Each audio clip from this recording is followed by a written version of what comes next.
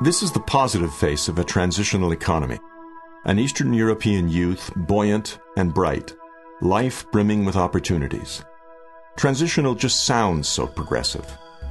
This is another face, but that of a casualty. A beggar on the streets of Tbilisi, the capital city of the Caucasus nation of Georgia.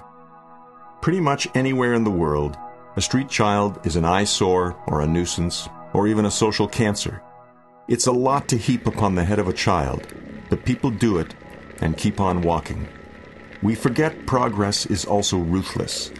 It passes many people by, especially the poor, and chews up and spits out the marginalized like a paper shredder. The evidence is on the streets of Eastern Europe. In Tbilisi, a World Vision study has noted an upsurge in children from the rural areas flocking to the capital to live on the streets. Staff documented nearly 300 cases. Why the migration? The main reason is the social and economic upheaval of Georgia's economy.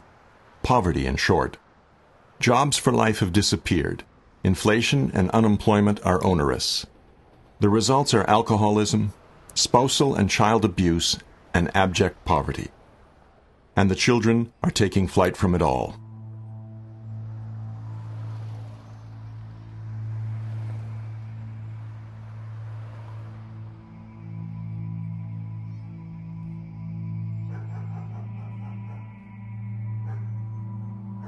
On the streets, existence is day to day.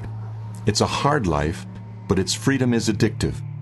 The ones most addicted to this harsh freedom seem to be the best and the brightest. Highly intelligent, savvy kids tired of being knocked around. But a child living on the streets is a baby in a minefield. It is certain to end up on the casualty lists. Drugs are one killer. Stolen prescription drugs, glue, and gasoline are a quick and cheap way to numb the aches of cold, hunger, and loneliness. A street child's prospects narrow each day. The kids stop going to school. They make money begging, in menial jobs, or by petty crime. Predators flock to such easy prey. Girls are targets for pimps. Girls and boys targets for crime rings, human traffickers, and drug dealers. These frames are from a comic strip World Vision uses to warn and educate street children. And more than one would like to think, children are preyed upon by their own parents. The study found evidence of some parents renting their babies to street beggars, and older children used as pawns of organized begging rings. This boy, not 5 years old, begs every day on a busy Tbilisi corner. His mother observes from afar. If strangers interfere, she arrives in a rage. Often, her anger is turned on her son. Think about it. This is what this boy thinks of as normal. Social services are a casualty of transitioning economies. They must be rebuilt, but the process is complex and protracted. Right now, they are lacking at the very time they are needed most. The judicial system currently looks on the child as the blight itself, not the social conditions that send him or her fleeing to the streets. The children have few defenders. Working with street children is both art and science. Street kids aren't looking for help, just a handout. They are a closed, protective culture. Broad smiles and a ready sense of humor conceal deep distrust. These men are part of a World Vision mobile team. Their office is on the streets. They spend a lot of time just being with street kids. No advice, no lectures, just presence. They gain trust and through gentle persuasion try to nudge street kids to choose to come in from the cold.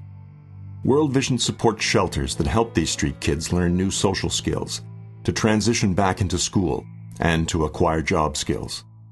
The 300 children World Vision documented on Tbilisi streets are the tip of an iceberg. Surveying kids can be like interviewing a moving target on a shooting range. Other times, it's just impossible. Like with this boy. He can barely complete a sentence. He thinks he is 14. He looks 14 going on 40. Everything suggests substance abuse, glue or gasoline. The signs intimate a young life with little time left. On the street, the freedom feels to the kids like time suspended and endless. The reality is young lives getting used up and discarded well before their time.